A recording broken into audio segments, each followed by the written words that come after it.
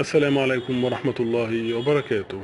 أعلن النادي الأهلي عن إصابة اللاعب محمد شريف بفيروس كورونا وخضوعه لبرنامج علاجي وفقا لبروتوكول وزارة الصحة، حيث عاد محمد شريف للتدريب مع النادي الأهلي خلال الأيام الماضية بعد انتهاء معسكر منتخب مصر.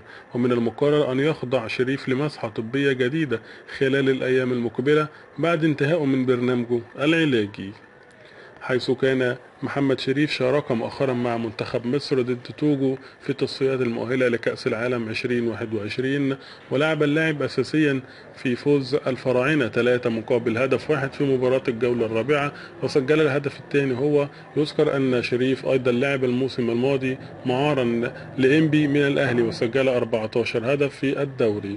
وقرر موسيماني المدير الفني للنادي الأهلي عودة صاحب 24 عاما للفريق في الموسم المقبل، يأتي ذلك بعد ساعات من إعلان أحمد ياسر ريان إصابته بفيروس كورونا المستجد.